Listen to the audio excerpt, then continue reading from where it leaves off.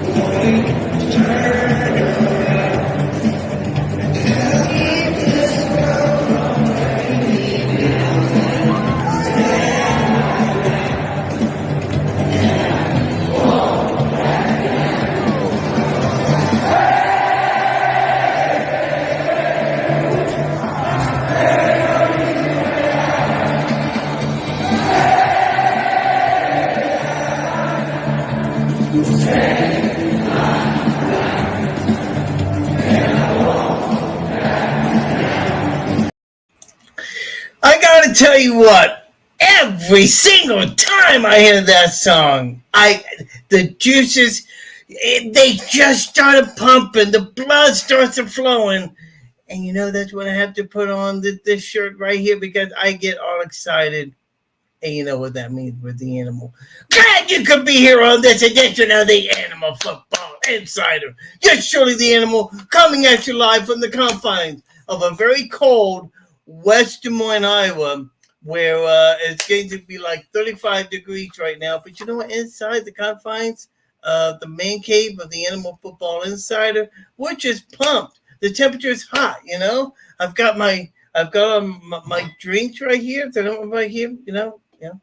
I could tell you what's in it, but you know what? I'm going to leave that to your people's discretion as to what that is. So we think we have a great show for you lined up for tonight. Just a minute, Dave Mogensen from the Iowa Barnstormer, he's going to join us, talk about what's going on with his team because they have something coming up this weekend. He'll join us and give about 10, 15 minutes of his time.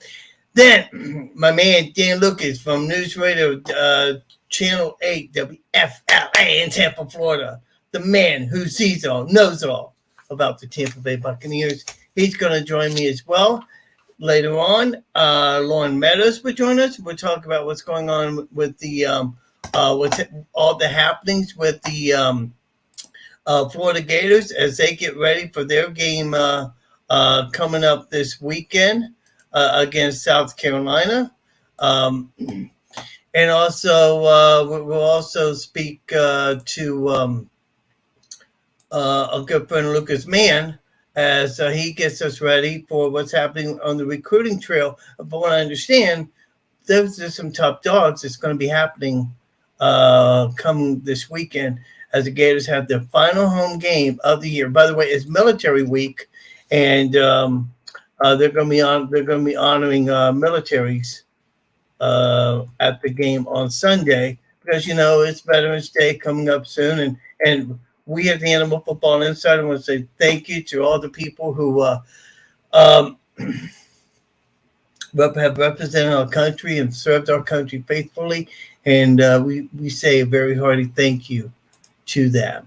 So we're going to talk about, we want to say thank you for all you do. So kind of get some things lined up here. So waiting on Dan Lucas, waiting on Dave Mogensen to join us. So, but you know what? Where do we begin? You know, really truthfully, where do we begin in all this? Well, let's talk about the boys right behind me, right here. There's on my wall, the skull here. Okay, the Tampa Bay Buccaneers. Okay, they took on the LA Rams in Raymond James Stadium. 4:25 kickoff start. Weather was beautiful. It was sunny. The Bucs had come off, a 3-4 game losing streak. And to anybody's guess, nobody really knew what was going to happen. But the Buccaneers came out, did what they needed to do, And the final seconds of the game, Tom Brady, a nice 2-yard rollout pass thrown to tight end Cade Otton in the end zone. I mean, the play was so beautiful. I wish we could show you this play, but because of TV rights and everything, we can't. But basically, it was a situation. Um, basically, it was a situation where Brady he just kind of like rolled out of the pocket, and is following simultaneously, and bam, threw it on and caught the ball. Just a beautiful play. And now Cade Otton, I think, has emerged as one of the up and coming tight ends. He's only a rookie tight end. Okay, he's played limited number of games, but in the time that he's been in there, he's been doing some outstanding play. So we are. It was just exciting. Stats from the game. Okay, and these stats really just amazed me. And the defense played outstanding, even though the score was 30-27, the final score. The defense really came alive in the second half. I wish I had second half numbers that I could present to you. But for Brady, 329 yards on the day on 30 attempts, had the touchdown pass in the game. Unfortunately, was sacked 3 times. The offensive line still has some problems, and it was evident in the rushing game because, apologize. Leonard Fournette, 13 carries for 51 yards, and he scored twice on the day, and that was about all that the rushing game had. They didn't have much more than that, but Brady, he in that second half really came alive. Let's see here. Mike Evans, 8 catches, 119 yards. Rob Gronkowski, 4 catches, 85 yards. Mike Evans had a touchdown on the day as well, and he was just outstanding. So, but we'll get into the Buccaneers in just a few minutes. But right now, let us talk about the Iowa Barnstormers. And the reason why we're doing that, well, because Dave Mogensen wants to get some sleep, which I can't say I blame the guy, I mean, I'm the animal, but, Mogensen has priorities. I get that. So I guess we're going to have to pay him more money. But as we bring Dave Mogensen on right now, I just got to ask you, sir, did we feed you properly in the green room? Yeah, you fed me great. I had some coffee. I had some nice charcuterie board. It was really great. High level here with Joe the Animals podcast. Well, of course, man. I mean, we try and treat you with first class here at the Animal Football Insider. A lot of you guys have been making a lot of moves in the offseason, have signed a number of players, but you still always can add a few more, which is why you have this event coming up this weekend. Please talk about it. Yeah, open tryout is tomorrow. Our one and only officially branded open tryout will be tomorrow. Where it's in the Wells Fargo Arena. Last year it was in Hy-Vee Hall, and years past it's been in different places. Hasn't been at Wells Fargo in many years. It's just it's a good weekend where both the Wild and the Wolves are gone on the road. So there's a wide open space, and we got to throw the turf down, put the boards up and everything, and have at it. So we have signed some great players, some returning players, some new talent. We kind of stagger our signings. So, if you follow the IFL website, you can see all the signings, and then they're public. But, we drop them, give them their own shine on our website and social media to give you a little more information on the guys. So right. Those, we get 2 or 3 a week here from now through like January. But we still have like 10 open roster spots. So, we're looking to sign a few guys out of the tryout, and then with the XFL draft coming up a couple weeks now, we'll have some guys that don't get picked there that we're talking to that are kind of waiting until that's over. But the tryout's an important thing. Last year we signed 2 players out of the tryout, and Chris Robinson, who ended up making the team and staying all year with us, very good player, signed back to come back here this year. He drove all the way from Baltimore, Maryland to come to the tryout last year. Wow. And we also signed a guy named Harvey Goodell. Went through camp, didn't make the team, but ended up catching on in the CIF, a little bit lower level league, and played a full season down there. And I think he signed back to the CIF, so he's still playing professional football. And all started with an open tryout with us with the Iowa Barnstormers. I think I think that that's great. And the thing that you have going now is a little contract with the XFL in which you guys are basically, I don't want to say a spring league for the XFL, but I mean, it's kind of nice that you have that fluctuation with other leagues. Yeah, it's a good setup. It's somewhat of a feeder league. It's not a direct feeder, but there's some handshake agreements where they'll look at our rosters for guys. Now the weird part is they start before us, so they start the week after the Super Bowl. Their training camp starts in January, and their first game's the weekend after the Super Bowl, their first round of games. So they'll be playing for a good month, over a month before the IFL starts. But once they're in the heart of their season and we start, if they need, they got a team that, defensive linemen go down, they need a defensive end. Maybe they like a Chris Robinson off of a Barnstormers team, and they sign him and finishes the year there, and then maybe he comes back and finishes the Barnstormer season, or see how it goes. So there'll be some fluctuation of rosters, which is a really exciting thing. What our level is right now, as it's supposed to be, as a stepping stone place. Guys are supposed to come here to the Barnstormers, play a year or two, fix the things that maybe the NFL or the CFL didn't like from them originally coming out of college. It didn't give them the opportunity. They got to do this better or that better. They work on that, work on their craft, and they get to that next level. So that's really what we're all about. Hopefully the XFL becomes one of the premier leagues. Maybe the premier league outside of the NFL would be fantastic. And that'd be just a good opportunity to be a true stepping stone from, guys coming from college, don't quite make the NFL or the XFL originally, come back, fix and hone the things they need to hone with the Barnstormers, help us have success in the field, be good community guys, and then get back to that opportunity. Our Barnstormers lore is littered with all kinds of guys that have done that. They're everybody knows Kurt Warner, who came here and then went to Oh the yeah. NFL Hall of Fame. But there's a ton. I kind of heard of the guy, So Yeah. So everybody knows him, but there's a lot of other guys who have gone from the Barnstormers to the NFL, maybe not as successfully as Kurt Warner, but had careers, multi-year careers. We had a guy in the Seahawks who played in the Super Bowl when they lost to the Broncos and right. or the Patriots, the Patriots. So we've had guys besides Kurt Warner do that, and then a lot of guys have gone from here to the CFL. So there's a long history of that with the Barnstormers since our inception, and it's something that we hope the XFL can just help grow even further. And speaking of the CFL, there's one guy from the Iowa Barnstormers.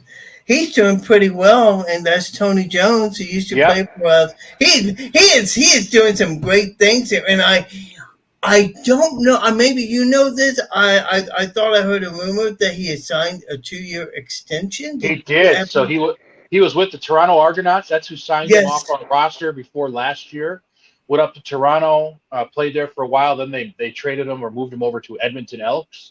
And Edmonton, he played so well at Edmonton, they re-signed him to a new deal. So he'll be up in Canada. Great. There's another guy, rookie as the Barnstormers. He tore the league up, only played 1 year here, got out. And who knows, maybe Tony Jones is a guy that uses the Barnstormers to the Edmonton Elks to the NFL. I mean, he's a great athlete, great football player. So there's a lot of guys like that.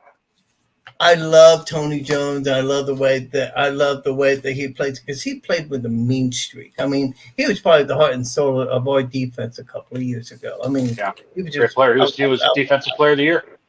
Yeah, defense. When you see that and get moved up, and I mean, that's just outstanding. Dave Mogensen joins us on the Carpet Direct Hotline. We need any carpeting here in Des Moines, Iowa.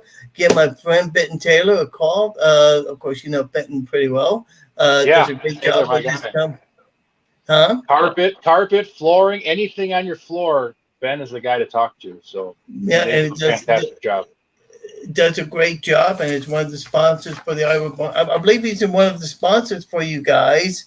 Direct. Yeah, they're a partner of ours as well, and we do some cool things with them. And you'll see some cool things with Ben on some commercials and some video boards with the Barnstormers and Carpet Direct partnership. So Ben and Karen are great people, and we're I'm excited to continue having them as a partner with the Barnstormers, but I'm also happy to call them friends. So good people. Benton Taylor on the video board. I don't know if that's going to work out well. You may have to buy another video board after after that gets played. Oh, he's going to get the crowd pumped. He's going to get the crowd Oh, pumped. hey! If there's anybody that can get that crowd pumped, Benton can do it. Now let's talk about more about the happenings this Saturday, not tomorrow, but Saturday at Wells Fargo Arena with the tryouts. Doors open at 11 o'clock. Correct? Correct. So there's a ton of stuff happening. Obviously, the tryout is the center of all of it, but similar to a Barnstormer game, right? You come to a Barnstormer game to see the football, but there's all kinds of other stuff happening during the game. It's going to be like that on Saturday. So the tryout's going to be there. Obviously, you're going to have 50 to 100 guys trying to make the team. We'll be out in the field doing all that, but there's going to be a pick a seat for new season ticket holders. Come in, actually look at the seat. Is this the seat that's going to be the best seat for me? And pick up your season tickets. There's going to be a garage sale with huge discounts on all kinds of gear, regular team gear, player issued gear, all kinds of cool stuff. You have a chance to win. If you're already a season ticket holder, you have a chance to win some different prize packages by coming in and checking in at the table and doing all that stuff. And then obviously you can just watch the tryout. It'll be fun. There'll be a lot of guys out there. Coach Hampton will be here. Some of the other guys will be around, and it's going to be a good time. So even if you're not trying out, you can come hang out, enjoy yourself. It'll be a good couple hours at the stadium. I think it's going to be cold, so you don't want to be doing anything outside. Come in, enjoy a couple hours with the Barnstormers on a Saturday afternoon. Yeah, and a lot of the games that we're going to be talking about here coming up, there's not too many good early games. Take a couple hours out, come down and watch some kids if they've played college football. I mean, it's really enjoyable. I've been there. I've witnessed it firsthand, and it's exciting. So we be sure to come down. Action that we saw. I don't know. Did you see the Alabama LSU game last week? Yeah, great game. I mean, it's one of the few games I watched last weekend. Since the last time we talked, my Oklahoma Sooners have really took a dive. So my interest in college football has waned, but I did catch the second half of that game, and what a great game by those guys. The most interesting thing to me about that is how Alabama loses 2 games by a total of 4 points, and the whole world saying that they're falling off and they're terrible. I'm like, imagine having that kind of a standard where you lose 2 games to phenomenal teams by 4 points, and everybody thinks like, oh, maybe they should fire Nick Saban because he lost it. I mean, that's a pretty incredible standard to keep, but it was an awesome game. LSU, had the first game lost, and everybody thought Brian Kelly was an idiot, and now look where they're at. They're back in the hunt for a conference championship and a national title picture. Well, they're leading the SEC West right now, and they have the inside track, to the SEC championship game should things materialize. But let's go back and talk about the game for a minute towards the end. Alabama, LSU had like 1 minute left, and Bryce Young was able to drive down the field. I told everybody, I said, LSU has given Bryce Young too much time, because you give him a minute, he's going to go down and score. They got the field goal and tied the game to send into overtime, but man, the LSU defense just really came alive in the second half, man. They did, and I think that was even driving down there and making that everybody's talking about Bryce Young Heisman moment. That's what you saw in all if you're on Twitter or whatever during that time. It's like, oh, this is Bryce Young's Heisman moment, bring it back, and then they're going to win in overtime. So obviously, it didn't work out that way, but it was a nice drive to get them into field goal range. And to your point, LSU buckled down and played defense when they had to, not let them score. And it was just probably one of the best.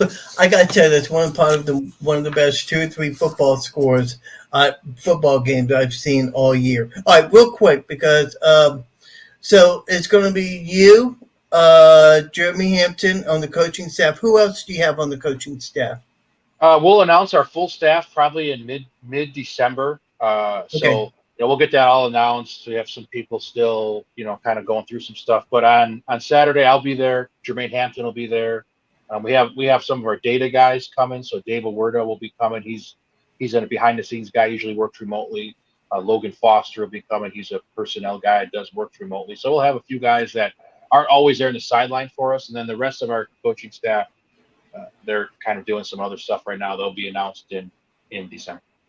Real quick, Jason Simpson, he's no longer with the Barnstormers, right? Jason Simpson, I think we talked about this last time too. Jason Simpson is not with the Barnstormers. He took a job with Northern Arizona Wranglers.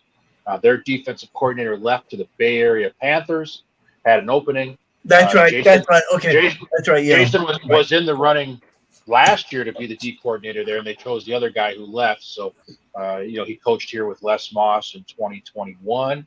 That's right. Yeah. Going back to coach with Les Moss. And Jason's been looking for an opportunity to move up in the coaching world and D coordinator role, and it just wasn't going to happen here with Jermaine being around. Right. I remember that now. Kind of my right-hand man. So, I think Jermaine will be here as long until he gets his own head coaching job. And it's great to see Jason move up in the coaching ranks. So that's exciting and a great opportunity for him. I will see you Saturday at Wells Fargo Arena. All right, I'll be there. Pre-game live video or what? What are we doing? Yes, we'll go live Saturday. Animal Football Insider with Dave Mogensen. All right.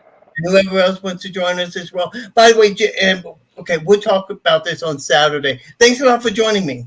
All right, thanks, Joe. Thanks, Dave. Thanks, Dave. I appreciate that. Dave Mogensen, the head coach of the Iowa Barnstormers, they got training camp coming up this Saturday.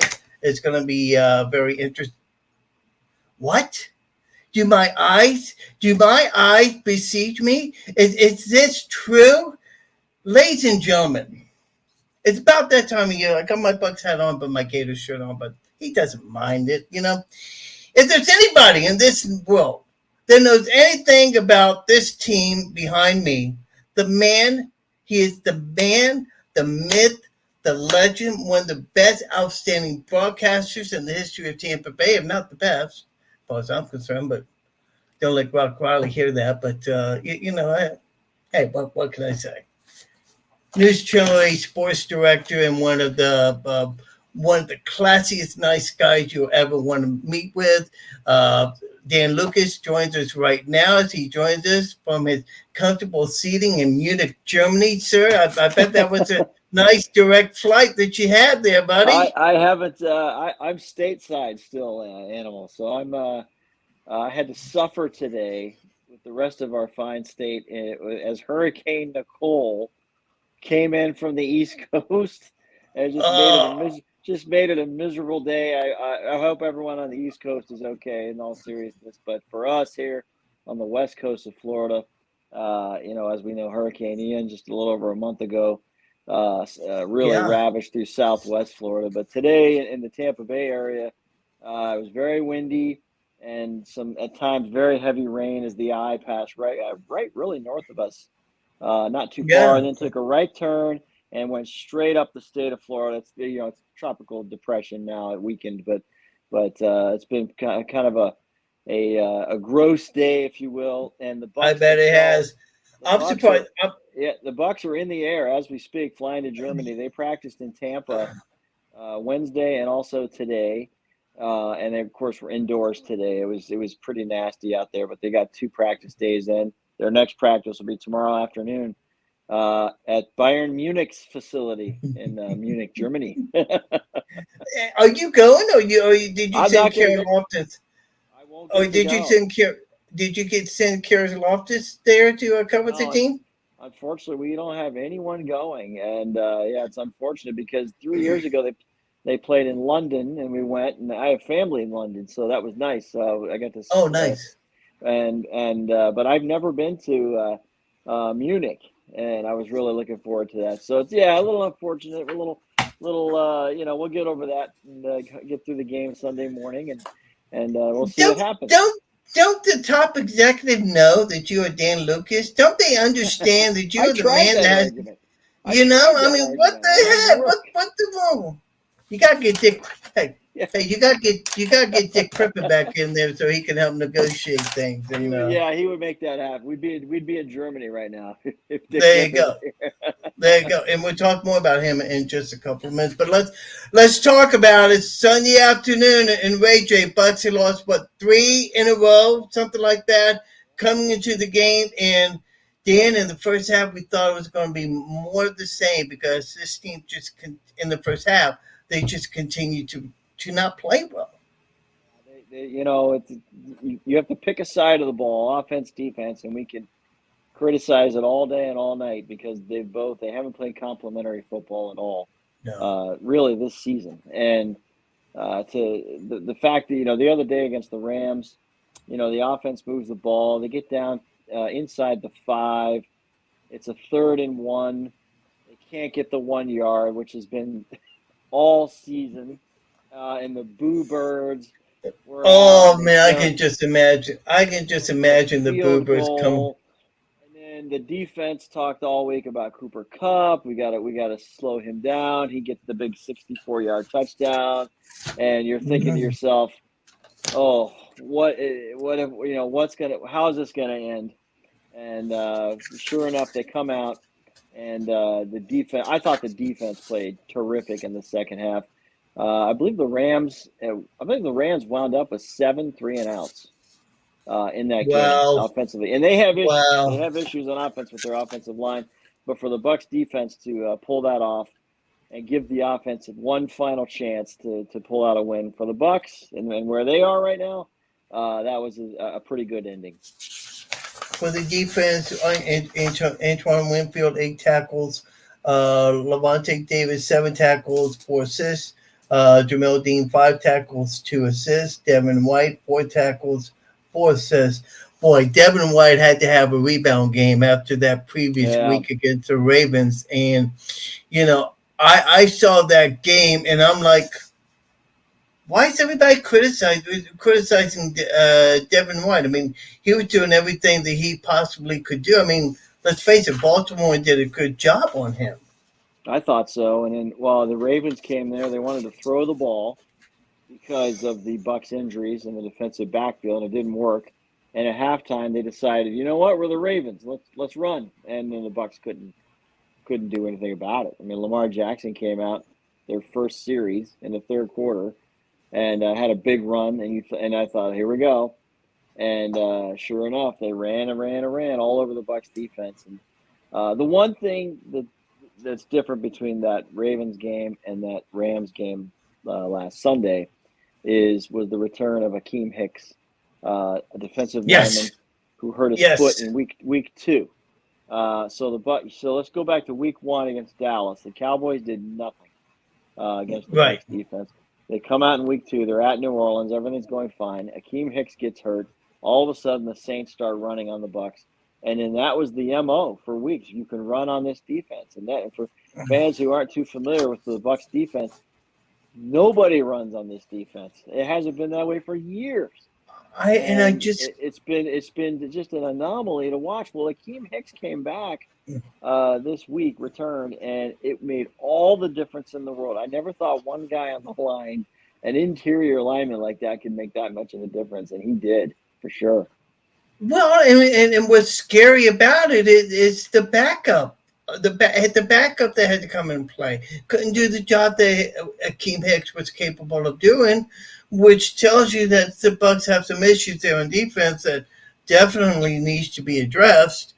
There were other issues where some guy in a number name with a football number 12, I think some guy named Brady. I kind of heard about him. He played like I'm going to use it right here now. He generally played like an animal Sunday afternoon. There you go. I knew you were going to do it. I knew it was coming. It didn't take long. It didn't take long, no. Even through this poor stretch, personally, I've defended Brady. I think he's been throwing the football well, and it's a trust thing. I know Byron Leftwich, the offensive coordinator, he's getting some really heavy criticism, especially down here, for play calling and that. And I honestly, I just don't think it's altogether what Brady wants to work with. And I think that a couple of steps have happened, at least last week, that went in the right direction. The rookie tight end, Cade Otton, who has been steadily coming along a little bit, finally came out this past week, showed what he can do. You know what they're calling him Baby Gronk down here, Animal. Cade Otton? Nice. That's not a bad nickname.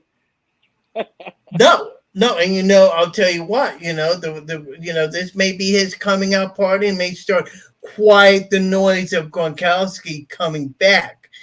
What I find to be interesting about Brady, 329 yards on 30, uh, 30, 30 completions for 329, and unfortunately was sacked 3 times. More on that in just a minute. But he didn't let the outside noises affect what he was doing.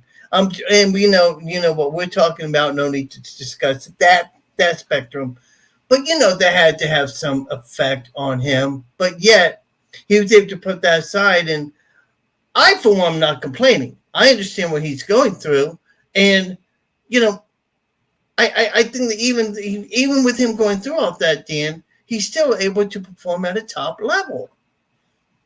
I agree. I think he's, and even though think he, by his standards, I think he probably was a little bit off.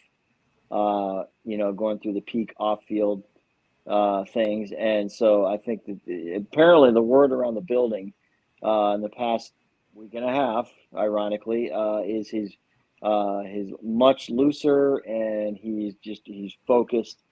His demeanor's different. He's smiling more. So I think that maybe those little things like that add up to overall performance, and maybe the guys are feeding off of that, knowing that he's in a better place. And maybe they're all going to kind of feed off of that. So I'm with you. I'm definitely with you on that. I think his technique is he's dealing with he injured a finger on his throwing hand and also his shoulder earlier in the year, and those are nagging injuries that especially the shoulder, which I don't think will be a surgery thing later, but I think it's, as you know, anytime you're talking ligaments, it's complete rest is the only way to cure something like that. He doesn't have the benefit of that right now. He's got to play through it, and I think he's been grinding and doing a pretty good job. He's been throwing the deep ball. He hit Mike Evans on one the other day and under threw Scotty Miller on one. But overall, I think he's been very good in the past game. Dan Lucas talking with us today as we get ready for the Bucs versus Seahawks versus Bucs, 9:30 a.m. Sunday on the NFL Network. Talking to us on the corporate direct hotline here. Address the rumors of the relationship between Byron Leftwich and Tom Brady. I mean, after that game, you saw where they were hugging each other. They were excited and everything. But let's be honest, is there conflict in the room right now with them? Or is that just outside noises? I think if there's any conflict in the room, it might be amongst the staff, and being on the being united. I'll use that term as far as not only the game plan, but how they're going to call plays in certain situations. I don't think Brady and Leftwich. I don't think there's a rift, to be honest. You saw the embrace, obviously, but. We found out after the game on the winning touchdown pass to Cade Otton, that was Tom Brady's call. Yeah, Tom made it. Yeah, Tom. So Tom made the call, and it was a pass that we've seen a million times to Gronk in New England and Tampa, except it was Cade Otton, and that little look to the left and a roll out and dump it to the tight end. All you got to do is take one step, you're in. Seems easy. But yes, he made that. So and there's trust. Obviously, there's going to be trust if Brady wants to make that call. Byron Leftwich is going to let him make that call. I think it shows the whole final drive was really Brady doing Brady things, and part of it blame the Rams too, Animal, because they were playing. I think it was about 11 or 12 yards off the sidelines, and the Bucs went down the sideline that entire final drive. 60 yards they went. I thought, I'm watching that and I'm saying to myself, why are they giving such a cushion on the sidelines?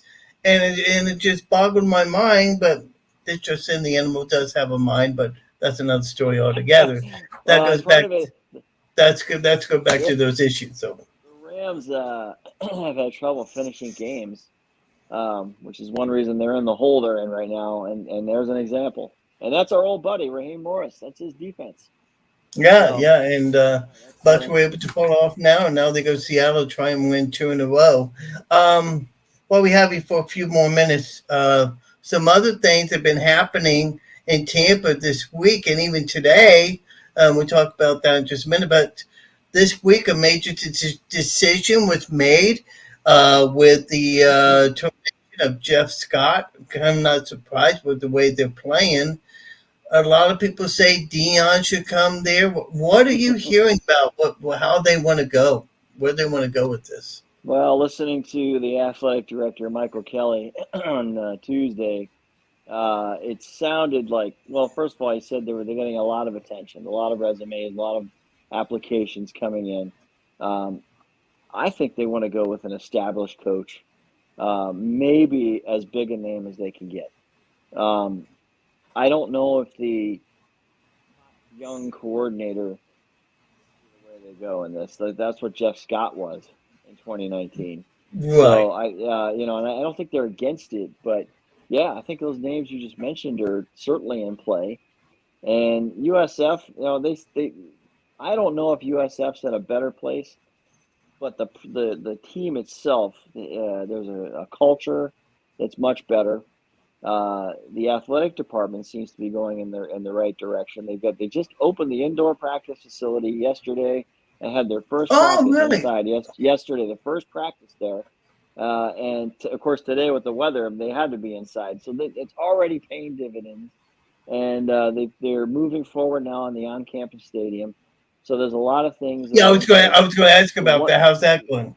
So it's moving ahead. Unfortunately, things aren't moving fast enough because the college football landscape is going at a faster pace than I think USF can keep at this time. They've got to figure out in this next hire, in my opinion, I think they need to hit a home run and get a guy who can not only take advantage of attracting the transfer portal guys, but also keep some of these hometown guys staying put in that early signing period, late December, because the Bulls are 4-26 under Jeff Scott, 4-26, and what you hate about that is the guy was wonderful, and the culture changed, he weeded out some issues. He got everybody on board, not only with football, but all athletics. A lot of their teams are performing very well, very high level. The only thing he didn't do was win games. And so with 3 games to go, Michael Kelly said that the decision was pretty much made after they lost to Temple, which is the bottom of the barrel for the American Conference and really almost the entire country. The decision was made, and for the sake of the portal and the signing period, why wait till the end of the year? Do it now, and let's move forward. So the Bulls are going to play SMU this week with an interim coach and move forward. And then they got the big one against UCF in a couple of weeks. And unfortunately, that's what USF's being compared to in these parts is UCF, who has just gone leaps and bounds beyond that program. They're part of the expansion of the Big 12. They got Gus Miles on the head coach. Things are going so well at UCF right now that USF, the optics are just, and so USF has got to kickstart something. And I've heard rumors of even Scott Frost coming down to take over USF. I mean, how's that ironic considering he coached at Central Florida, goes to Nebraska, now wants to come. That would ruffle some feathers in Orlando, wouldn't it? I think that would intrigue and increase the rivalry and what's going on there. Yeah. So I would think that's interesting. Couple of things real quick, because I know you're tired and want to get some sleep. Couple things real quick, non-football related. Number one, the Rays. A couple moves were made today. I saw one where Kevin Kiermaier, I guess today officially got released. He released a nice video, and then a trade. G-Man Troy gets traded. What the heck's going on? Pirates, and they get a minor league pitcher in return, of which with the Rays we've learned to not pass judgment too early on these moves, especially with popular fan players. They have gotten good return in recent years for really all of their trades. So I don't know anything about the pitcher they got. But No, when I he don't goes either. into camp, you might see the guy on the major league roster at some point next year. But Ji-Man Choi played first base, left-handed bat, and endeared himself to the fans. And every once in a while he'd come up with that big swing at the right time. But hurt for a while, and they've kind of established positions even without Kiermaier, who was on the injured list much of the year. Yeah. So they were going to pay Kevin Kiermaier $13 million. I think that's what he was due next year, and so that's just not the way. Couldn't he have said, "Look, I'll take less money to play here"? Couldn't he have done that, or would the Players Association have a schizophrenic? I think he could have, but you mentioned the Players Association. I'll give you an example of a. This is going back now a ways. Carl Crawford, remember Carl Crawford? Yes, For the Rays, I remember that. And came up for his free agency year. The Rays went to the World Series in 2008. Crawford's contract comes up, and he had bought into the culture that Joe Madden had at the time. It was the manager at the time, Right, and right. wasn't really keen on chasing dollars. But the Red Sox offered the most. They weren't even the first choice to get Crawford. They had the best offer, and you just said Players Association. The Players Association said to Crawford, "You must take this. You got to take this. If you don't, you're setting guys back for years." And so I would say, unwillingly took that deal. I know he was miserable in Boston, but and I can't speak for Carl Crawford, but I know I had a couple conversations with him and one of his old coaches from Houston, where he grew up. It was a difficult thing for him to leave. Yeah, I bet it was. That franchise. So I think how many free agents are going through that now around Major League Baseball who switch teams, who maybe don't want to? I'll give you a prediction right now. Kevin Kiermaier retires and returns to the Rays as a coach. I'm predicting that right now. So, wow. so expect that. He hangs out. He hangs out over at the University of Tampa all the time. So maybe he's thinking about coaching. Who knows? Oh, but hey, you never know. 30 seconds.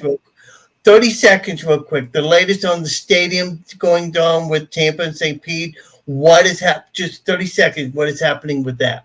Everything's back on the Hillsborough County, the Tampa side of the Bay. It appears to be the main target. St. Pete hanging in there. We're looking at either the close to Channel side, Port Tampa area, or across Highway 60 at Ybor City area. That's the leader in the clubhouse, if you will, for Hillsborough County to try and get things done. That's where it stands right now. So Tampa's back in the mix. Tampa is back in the mix for sure. Okay, and I think a lot of folks would love that. I think that would be great. But what do we know? We're just reporters. What can we say? Hey, listen, I've got a lot of people waiting here. Thank you so much for joining me tonight. I really appreciate it. If you ever have some free time on a Thursday night, you are always welcome back here, my friend. Well, I'm gonna ship you an FSU jersey you can wear instead of that Gators jersey. Heck no, baby, right here, baby, right here. Good. You'll look good in garnet and gold next time. Trust me. Heck no. The only time I wear is if we have a bet. Okay, but we're not. We can't gamble. We're not allowed to gamble, but you know how that goes. Dan, thank you so much for joining me.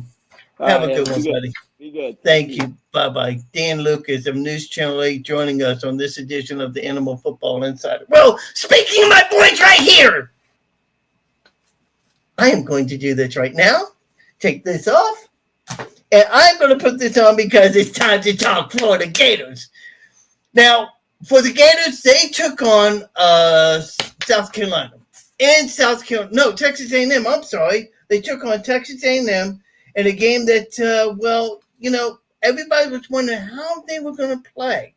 And in the process, the Gators were able to come away with a big win. And where am I at? Here, hang on. I'm going to get you the final score because it was quite a game. And I can't seem to find it. Lauren Meadows, who was a beat writer with FloridaGators.com. I want you to save me from all this.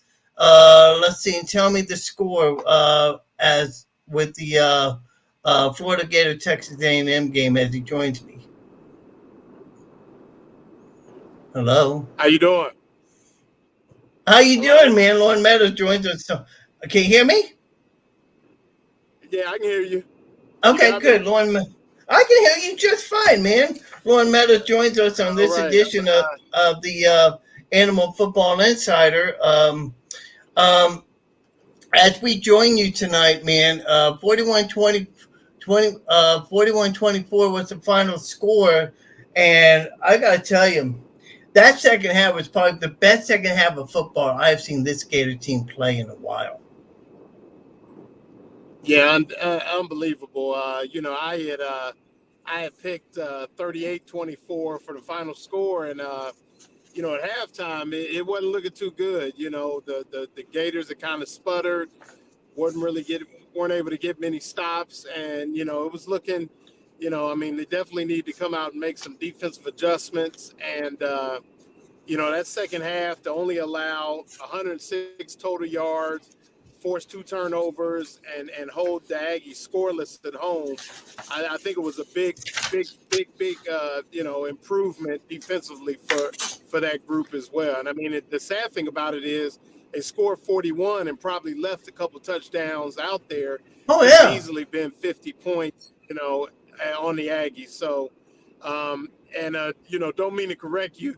GatorBaitMedia.com, not Florida. I'm sorry. Yeah, that's right. I'm sorry. GatorBaitMedia.com. I got to write that down. GatorBaitMedia.com. Yes, sir.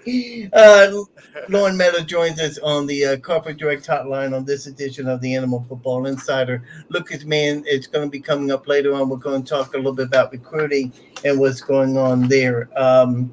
But as we sit here and talk about it, Trey Dean, he had been under a lot of fire throughout the course of the year.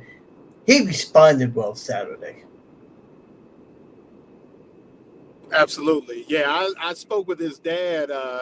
His dad was I was out in College Station. Spoke with his father. I've known his father for a few years now, and I think you could tell sometime. We are all prisoners of the moment and things like that. But you can really see he's a father, very very involved in his son's life. Did a great job raising a fine young man. And when you see your son scrutinized like that, and I just kind of reassured him. I said, look, man, there are 2 things you got to look at it. One, he's going to leave Florida with a lot of respect, carried himself well. Was a gentleman during his time here at Florida, but also what people don't realize is Trey Dean is a person that, with his character, he's going to play a long time in the NFL, and that's what I told his father. I said, hey, he played well today. We just he got 3 games left now. Finish strong, get himself ready for the NFL Combine, where he's sure to get an invite. And, when you've played a lot of football like that, Trey Dean just, sometimes he's a prisoner of his own eye discipline sometimes. And, with the way these offenses test your eye discipline sometimes, it's tough back there at safety. But, I think he, is poised to really have a strong, last 3 games at Florida and possibly a bowl game. And, he definitely responded. He's responded well and kind of blocked out the noise and just to play hard. What you just said there, win the last 3 games and a bowl game. That's just something that I find to be. I just fathom that because a new head coach coming in, you never know what to expect. And Billy Napier, I love the guy. How much do I love Billy Napier? I don't know if you can see me. But I shaved my head in the Billy Napier format. I don't know if you can see that. I did. Right. Because I love Billy. I love Billy Napier. I love what he brings to the table. He's open. He's honest. He's not afraid to take a question that some people wanted to find out about the Brenton Cox story. But he wasn't going to let it happen. Say, look, this is in house. We're not going to talk about Brenton Cox is gone. And it kind of gets me. It kind of makes me wonder. Maybe that might not have been a good thing because some guy named Price Princely Emilian came in and he just dazzled the day. Three tackles, 2 for loss, got a sack. I mean, that guy along with Antoine Powell Ryland Jr. I mean, those two guys. I mean, they were playing like monsters. Oh yeah, and I can help you out. It's Princely Uman. That's how you say it. Uman. So Mommy Yalen. I Okay, had to work I gotta on that. remember that. Yeah, but yeah, between him and you're correct, Antoine Powell Ryland, just had a phenomenal game. Really did well, set the edge well in the second half, and I've always found Brenton Cox to be a really good interview, very respectful young man. When I see him out, I've seen him a couple places at the restaurants and things like that, and I just think sometimes kids get frustrated. They're human, and I think he may have let some of the pressures get to him. But going back to those two young men, really stepped up and took the opportunity, along with Lloyd Summerall, who had the big fumble recovery Yep. on Princely's sack. And I know that in speaking with his dad a couple times, he's really kind of bided his time, been a good soldier, and waited for his opportunity. So I really think that that the three-headed monster they have now at Buck and at End, is really going to be poised, like I said, for these next 3 games. And you really like to see young men step up when their name is called. You don't see a lot of complaining, and I think that's where Billy Napier gets the most credit. Is he's allowed this team to he really isolates each game.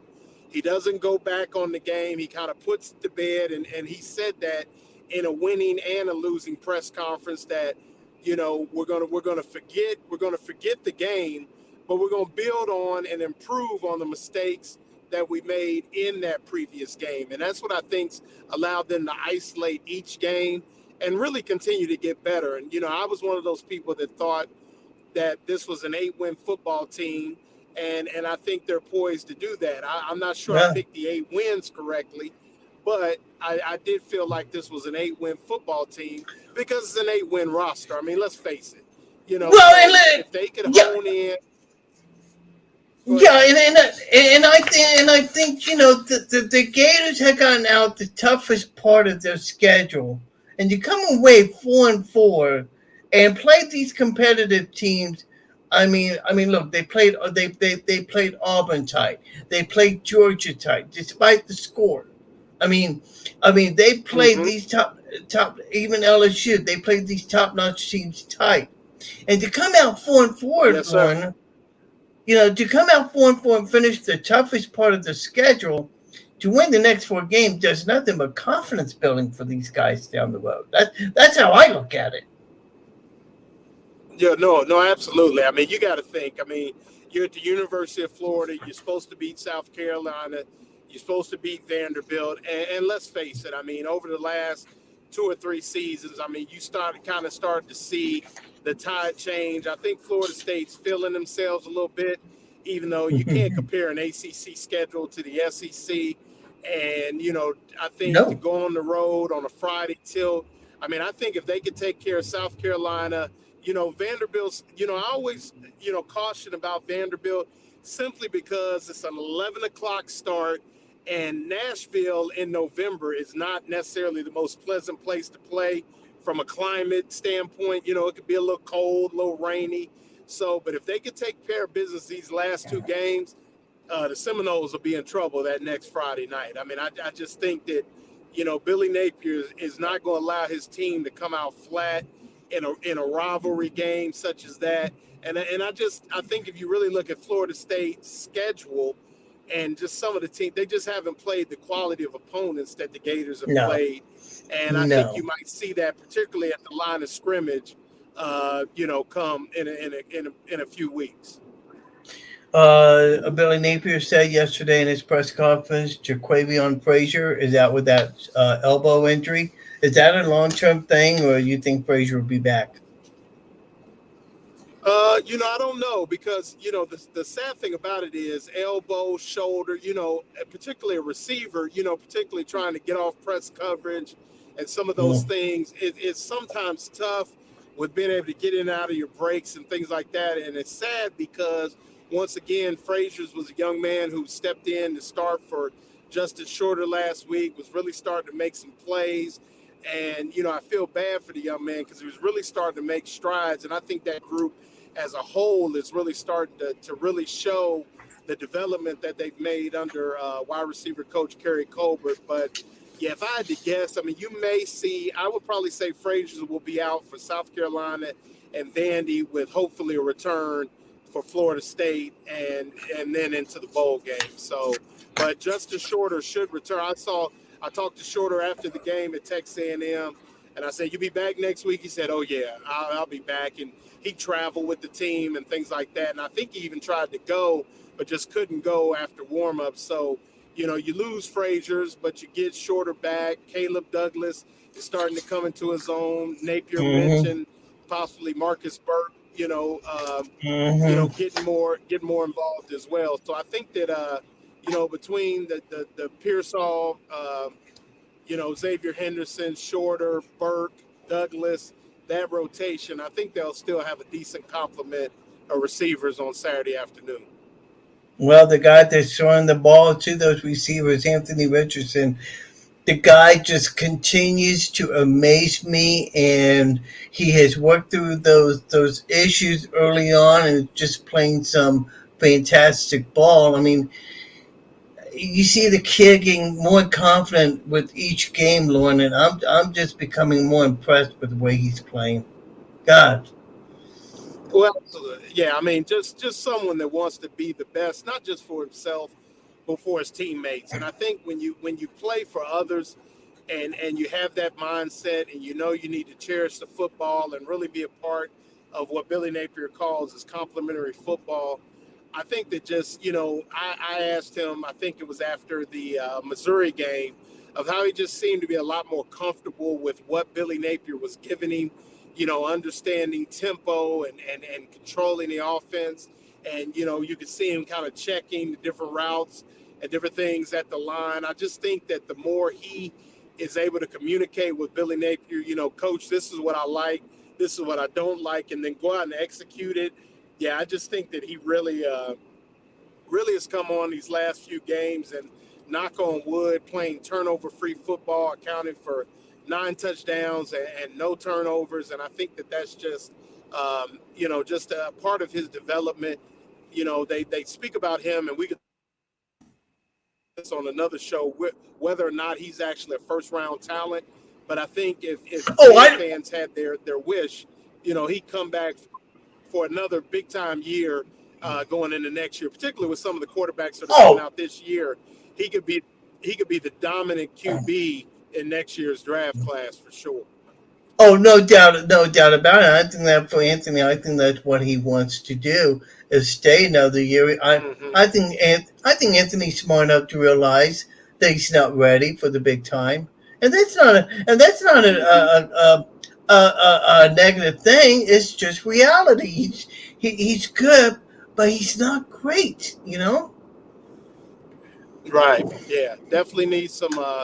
Needs to just continue to work. And I think, like I said, another year in Napier's offense with Napier, basically, coaching him almost on an individual basis, one-on-one, and with O'Hara, who I think is kind of an unsung part of that offense, kind of as an analyst, who's a really sharp guy as well. I know he's helped Anthony. That's who you see sometimes Anthony going over things in between series and things like that.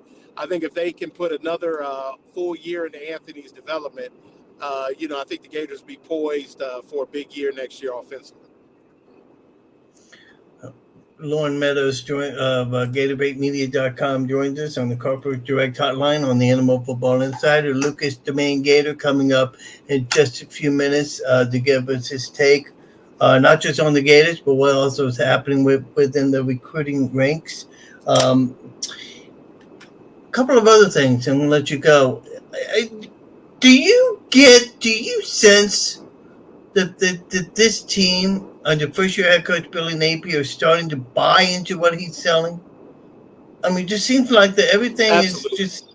It just seemed to me like, usually it takes about 2-3 years for this thing to work, but for some reason it seems to me like this thing is just rocking and rolling, you know? Well, I think that, the first thing that Napier did was before he put in his program, put in his plan, I think the smartest thing he did, and it's kind of been put by the wayside now that we're cracking heads and playing football, is the fact that the very first thing he did was improve the player experience. The parking got better. The food Yep. got better. And I know for a fact that it was, he almost demanded that they be in this new football facility when the season started, and I think that that's one of the things that why it's so easy for the guys to buy into is because the player experience improved immediately. And, just with some of the things where they have question of the day when they walk into the facility and how, there's interaction between the recruiting staff and the current players and all of those things that I think that's been the biggest thing. I mean, at the end of the day, X's and O's is X's and O's, but you can see that, through the development of guys like Xavier Henderson and the resurgence of a Ventrell Miller, where those guys just seem to have each other's back, and even the buy-in from, like I said, from his signal caller. It's just been, I think, a total buy-in for the most part. But I think the best thing Billy Napier did was, before I impose my will on you and any type of off-season lifts or any type of off-season conditioning, I want to let you know that I care about you as a person. I want to get you a hot meal in the morning. I want to get you proper parking so you're not getting parking tickets and things like that. I want to make sure that you have everything you need. So when it comes down to football, all we're worrying about is football. And I think that's been the biggest stride that he's made in getting that first year buy-in. Do the players live in the new facility, or do they live on campus in different housing?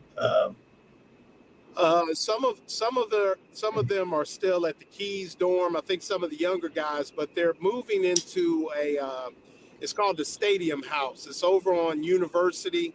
It's about cat a corner from, they pretty much walk to Ben Hill Griffin or walk to the facility. It's down on University going towards Right. where the old swamp used to be. And they're setting them up for that. And a couple guys live off campus and things like that. But I think the goal is to have close to 70% of the team living in that Stadium House, I think, by the end of this year is what I've heard. I could be wrong on that, but I know that's part of it for sure. A thought just came to my mind. Did they have to run stadiums during the off season, or was that practice? No, not during the off season. That's I think that's more during the off season kind of thing. Not during the season, not at all. No. I mean, that's what I'm saying. During the off season, did they have to do stadiums, or they had to run the whole stadium? Yeah, they'll have to. Oh yeah, they'll definitely do that for sure. Oh yeah. Oh, okay. Absolutely. I didn't know. I didn't know they. Know that, oh yeah. Well, I know under Dan Mullen, for every home loss, there was a certain amount of stairs that they had to run. And I don't know what Billy Napier will have in store for him, but Billy Napier is one of those people that during that off season, he's going to find out who wants to be there and who's going to continue to commit. And that's during the identity phase of their off-season program, and they'll definitely be running some steps. Ain't no doubt about it. I didn't know if they. Yeah, I didn't know. Oh yeah. I didn't know if they still do that or not. So, so that's interesting. Oh yeah. You got to find out what you guys are made of. So you definitely got to do Well, look. I mean, the dismissal of Cox. A couple of players that decided to go into the transfer portal. And I'm thinking to myself, is there trouble in Gator country with all this happening? Or is this Billy just weeding out his own players? I mean, I look at all that and say, what's going on? Yeah, well, I think what you're seeing is they're going to sign anywhere between 25 to 28 guys, Mm-hmm. which means that they got to get rid of 25 to 28 guys. So you only have about 4 guys that have exhausted their eligibility. And then, sadly put, I think others are going to be, in quotation marks, asked to leave, if you know what I mean. Yeah, yeah. I would probably say, unfortunately, and Gator fans, particularly those in Gainesville, won't like this, but I would be hard pressed that Trent Whittemore would be on the roster next year. So that's one. I think he'll follow his brother. He'll be graduating here in May, I think, and follow his brother out to Mississippi State for maybe a new start. And, you're going to see others. There'll be some defensive backs and some receivers. And, I look for maybe even a couple guys on the defensive line. I'm not particularly sure who, but, I mean, we've got to upgrade that position. So I look forward to them. I look for them to add, a couple transfers that have, at least a couple years of eligibility left. And yeah, that would help. Roster attrition going into next offseason for sure. Final question. But no trouble in paradise. Just a kickstart to what'll probably be more of that in the offseason. That's going to be interesting, and I'm going to follow that closely. Big news this week when it was officially announced that Ben Sass is now the new president at the University of Florida. How is the athletic administration treating this? I mean, have you talked to Scott Strickland or anybody about this? It's funny, and you know as well as I do, down here in Florida, we got to be a little careful about how we proceed with politics and where that may go. And the beauty of Florida is the UAA kind of operates independently of the school, so to speak, and I think that's something they put in place a long time ago to give the UAA kind of some autonomy to kind of function away from, some of the politics that may or may not creep into public education in particular. But, Sass, he's got big shoes to fill. And regardless of what people think about Kim Fox, and people have talked about him, from a liberal standpoint, or let's use the term progressive, Ben Sass will be tasked first to maintain, if not approve, Florida's number 5 academic rating, nationally as a state school.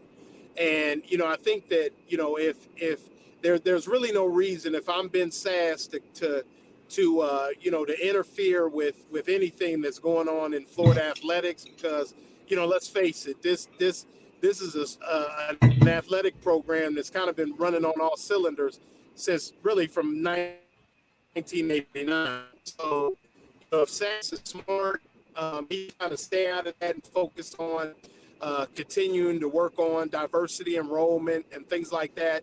But the other thing I'll tell Florida fans, if they're worried about Ben Sass and as far as what he may do to athletics, he is from Texas. So I would assume that Ben Sass is a football fan.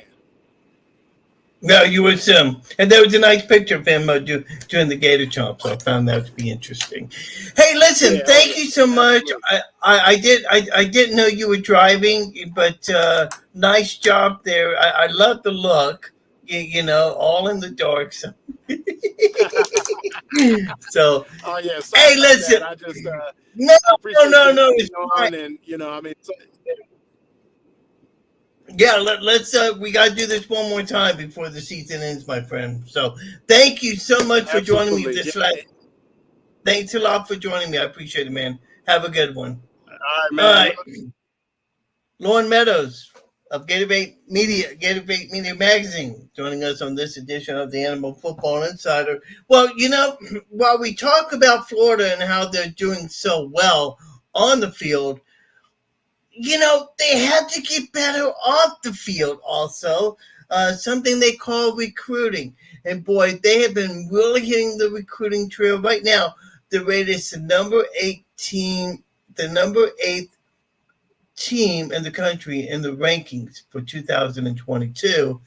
And Lucas the Man Gator, as you hop in here on this Thursday night, I am very upset about the Cormani McClain not coming to Florida. Hello. Me too, buddy.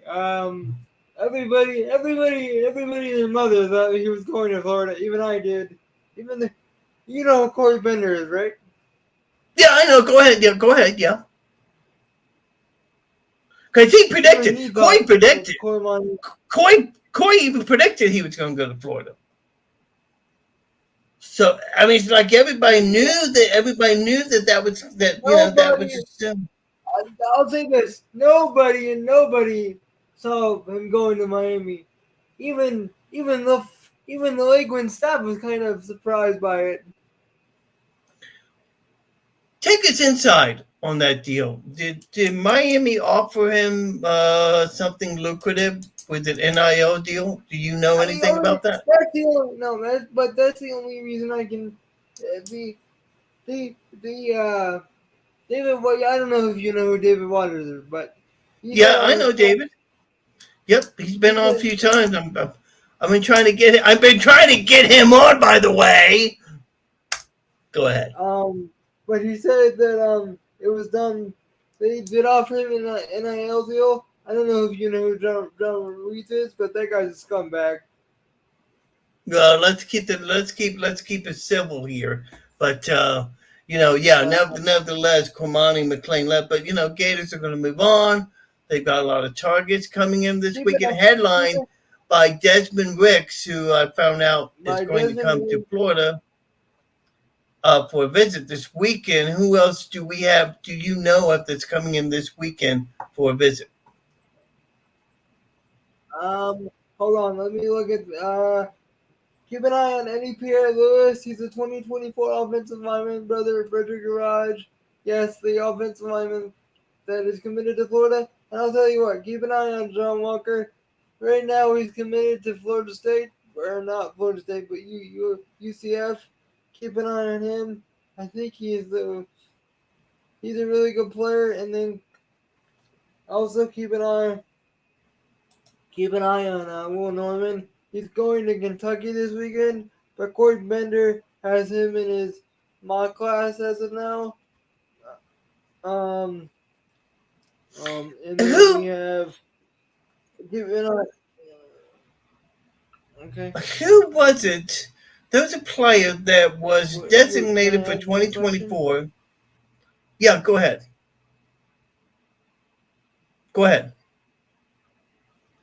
Okay. Let me go ahead and ask a question. Who was a player that was expected to go into 2024, but he declassified to 2023? Who was that? That was Desmond Ricks. That was Desmond Ricks. Okay, so that's who I thought it was. And for those that don't know what we're talking about, a lot of these players are that we're talking about play. Some of them play at high schools, but also play at a location. What's it called? IMG Academy. IMG Academy, and that's where they just go in and just talk nothing. It's nothing but football. They get their education, but it's mainly a football facility. For Ricks, he was scheduled to come out in 2024, but because he's graduating early, there's a lot of conversation that he could be graduating this year. So now he declassified to 2023, and Ricks is he's the number one player at his position, which is, I believe, cornerback. If I'm not mistaken. He's the number 2. Cormani is still number 1. But okay, but what position is he? He's a cornerback. Cornerback. Okay, not a quarterback, but a cornerback. So, just to clarify. So, for Ricks, he's decided to declassify. He's going to come to Florida this weekend. Let us state one thing. It doesn't mean that he's going to be it doesn't mean that he's going to sign. It just means he's coming in for a visit. And so that's what's going to be happening. And also, let's keep in mind, this is the last weekend that Florida can have recruits on campus, given the fact that it is given the fact that it's the last home game of the season, because I don't believe they can have recruits on the road. Is that right? No, they can't. But they can have recruits in this. They're having recruits at the end of December, just prior to signing in, so they can get Right. But this is the last chance for recruits to watch the Gators in action. That is what I'm referring to, of course. Let me ask you this: as a Gator fan, are you happy with the way this team, with what Billy Napier's done? If you would have told me, I'll say this: if you would have told me 8-4 at the beginning of the year, I definitely would have taken it, considering the way last year ended. And you got to consider that 95% of the guys that are on the team are Dan Mullen guys. Are Dan Mullen guys. Right. But you're happy with the way this team's playing overall. Yeah, I am. What about you? Yeah, I'm happy with the way he's playing. I thought that he had I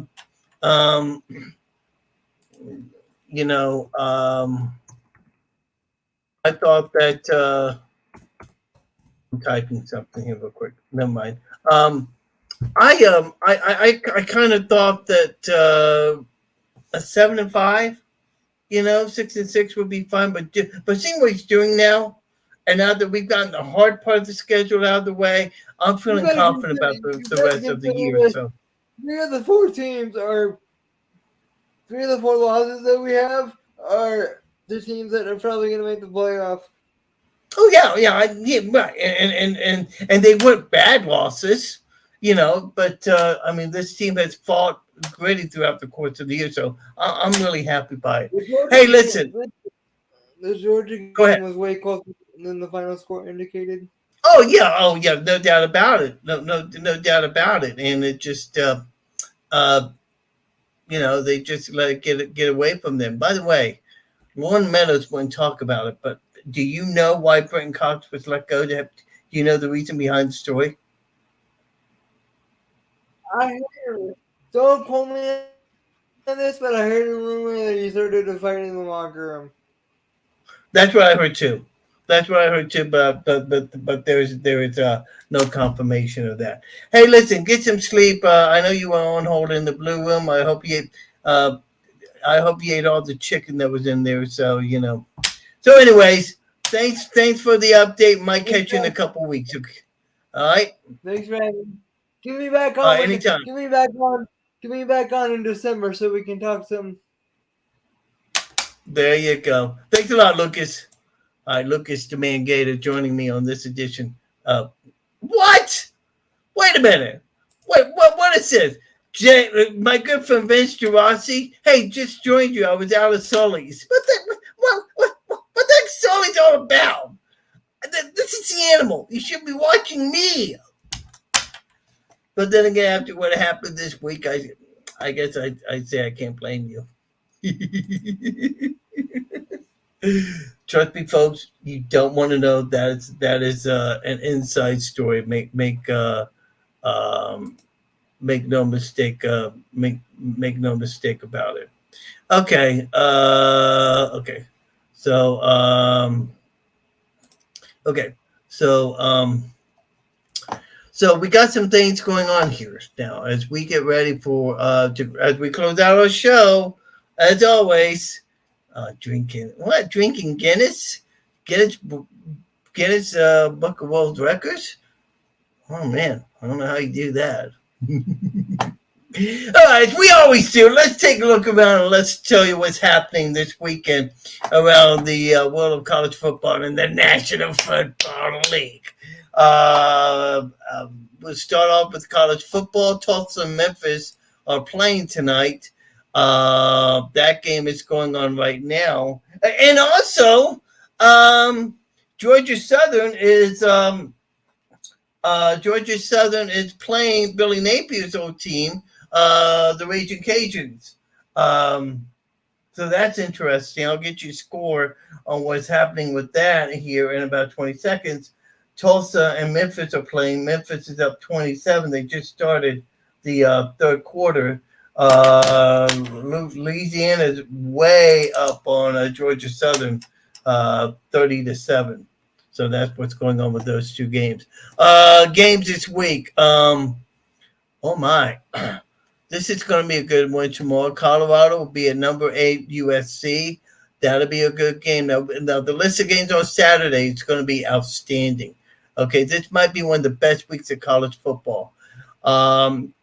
Missouri will be at Tennessee. LSU will be at Arkansas.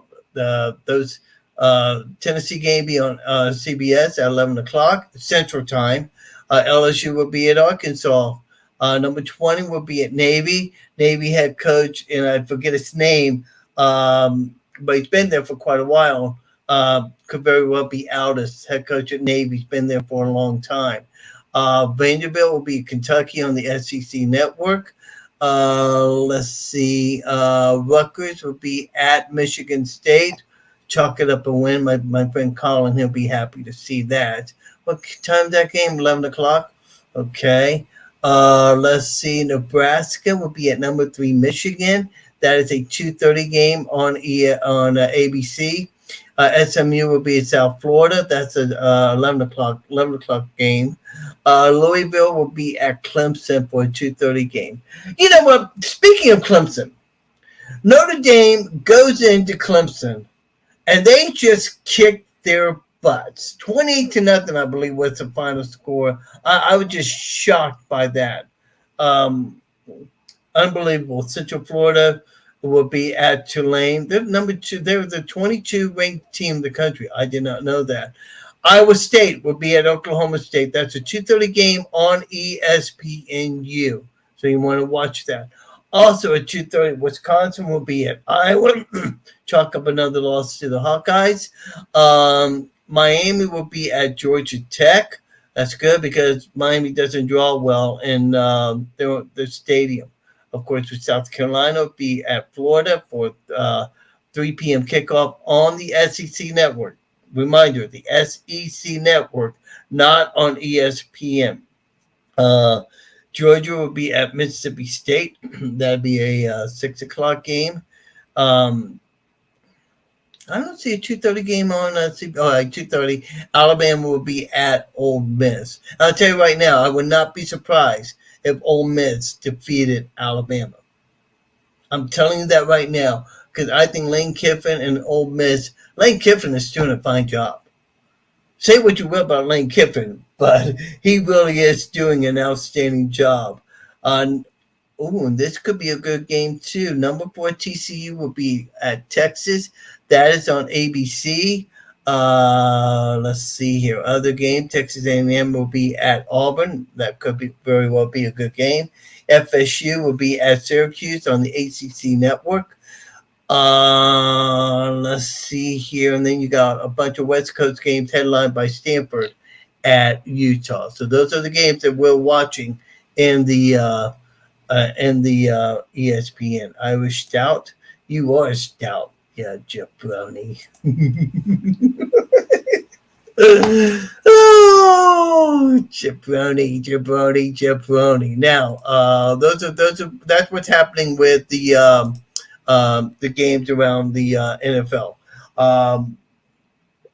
around college football. NFL, Carolina's at Atlanta.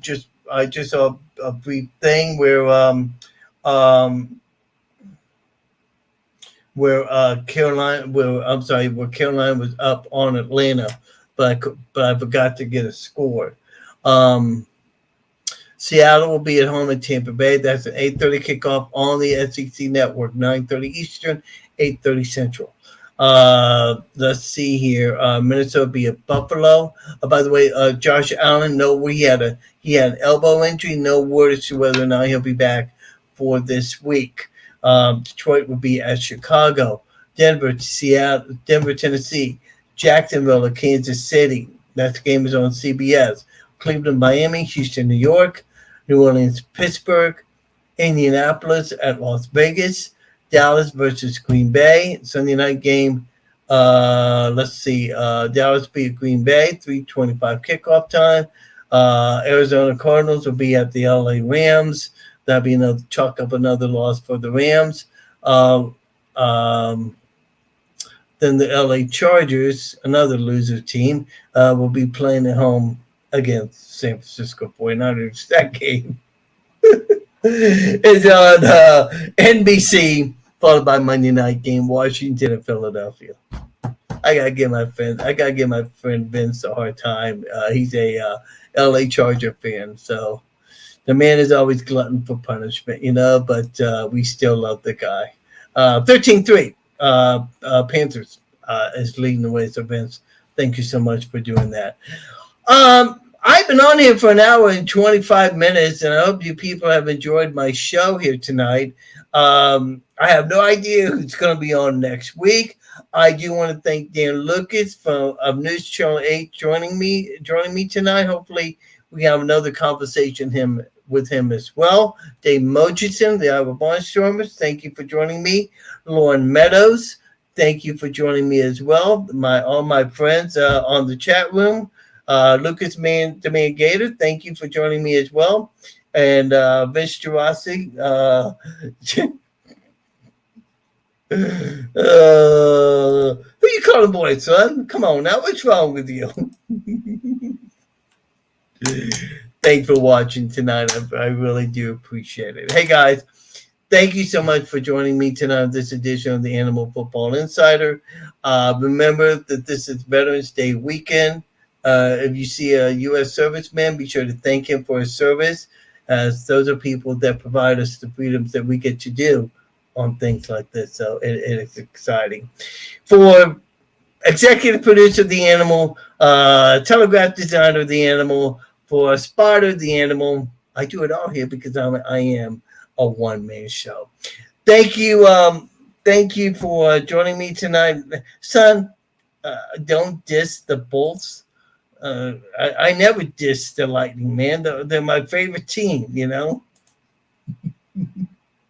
Thank you for watching on tonight's show. We'll be back next week, same time, same place. Happy Veterans Day. You guys have made this a great show tonight. I had a lot of fun. I hope you did too. Until next week, God bless. As I always like to say, if you're not a Gator, you're primed to be Gator bait. Good night, everybody, and God bless.